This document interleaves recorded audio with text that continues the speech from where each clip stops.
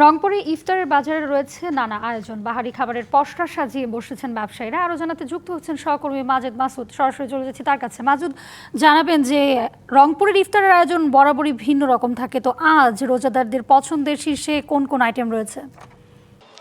হাবিবা, শুরুতেই আপনাকে জানিয়ে রাখি, উত্তরের এই বিভাগ কিন্তু অনেকটা পিছিয়ে থাকা অঞ্চল এবং দরিদ্রপীড়িত অঞ্চল।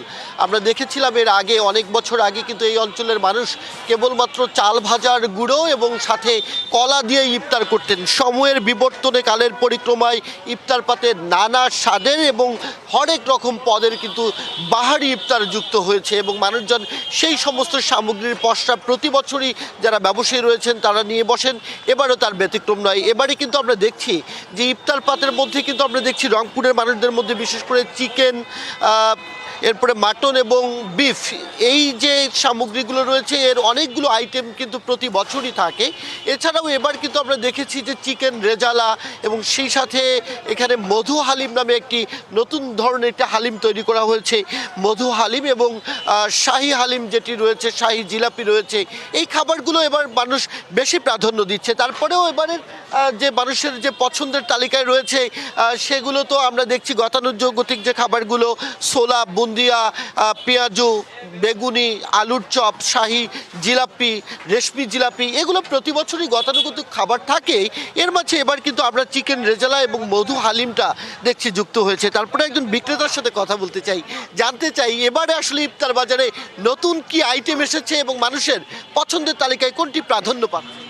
জি, এবার আমরা মৌবন প্রতিবারের নিয়ত এবারও আমরা নতুন কিছু সংযোজন করেছি, যেমন chicken shashlik, chicken seekh, mutton seekh, chicken tandoori, Korean chilli chicken, grill, এগুলো আমরা নতুন সংযোজন করেছি এবার। তার সাথে সাথে এবার আমাদের যেটা ঐতিহ্যবাহী মৌবনের স্পেশাল মধু মামা হালিম, যেটা আমরা এবার নতুন সংযোজন করেছি আরও উন্নত মানে। এই হালিমকে মধু হালিম বলা হয় কেন? এখানে কি মধুর ব্যবহার হয়? না, এই হালিমটা আসলে আমাদের যে তৈরি করেন সে কারিগরের নাম হচ্ছে মধু, এজন্য আমরা স্পেশাল মধু মামা শাহী হালিম। সবচেয়ে ছোট করে বলবেন, ক্রেতাদের ক্রয় সাধ্যের মধ্যে আছে কিনা, দাম কতটা বাড়লো?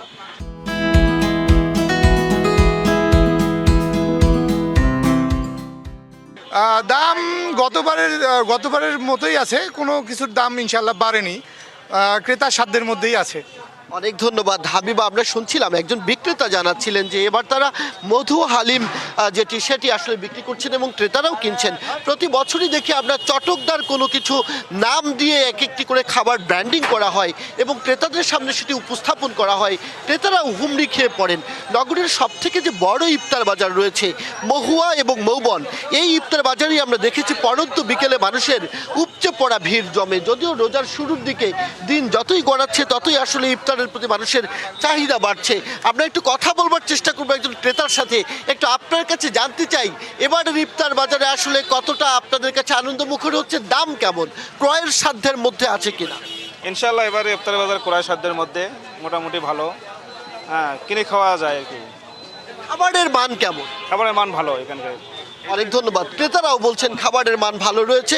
তবে আমরা ইফতার সামগ্রীর মধ্যে দেখছি নানা ধরনের কিন্তু এখানে রং ব্যবহার করা হয় এবং নানা ধরনের সেখানে উপাদান ব্যবহার করা হয়। যদিও তারা বলছেন এগুলো স্বাস্থ্যকর, ক্ষতিকর নয়, মানুষদেরকে আকৃষ্ট করবার জন্যই কিন্তু সেটি তারা করে থাকেন।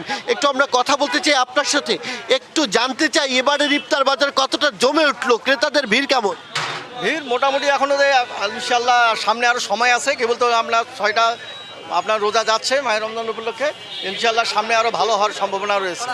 অনেক ধন্যবাদ হাবিবা। আমরা আসলে কথা শুনছিলাম ক্রেতা এবং বিক্রেতাদের, তারা যেটি বলছেন রোজার শুরুর দিকে বলেই কিন্তু এখন পর্যন্ত ইফতার বাজারে ক্রেতাদের উপস্থিতি কিছুটা কম, তবে গতবারের তুলনায় সেই উপস্থিতি বেড়েছে। একদিকে পরিবর্তিত পরিস্থিতি, রাজনৈতিক দল ক্ষমতায় এসেছে, অন্যদিকে ইফতার পার্টির সংখ্যা বেড়েছে, ফলে একদিকে যেমন ক্রেতাদের ভিড় বেড়েছে, অন্যদিকে কিন্তু তৈরিকৃত খাবারের যে অর্ডার সেটিও বেড়েছে।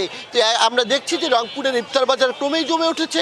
নগরীতে স্থায়ী অস্থায়ী মিলিয়ে প্রতিদিন প্রায় কয়েক হাজার দোকান বসছে পসরা সাজিয়ে, কিন্তু প্রশাসনের পক্ষ থেকে নজরদারি না থাকায় ক্রেতারাও ক্ষোভ জানাচ্ছেন। তারা যে বিষয়টি বলছেন যে স্বাস্থ্য বিভাগের পক্ষ থেকে কঠোর মনিটরিং এবং বাজার ব্যবস্থাপনাটি তদারকি করা দরকার। তো সবকিছু মিলিয়ে এখন পর্যন্ত এই ছিল আমার কাছে খবরাখবর।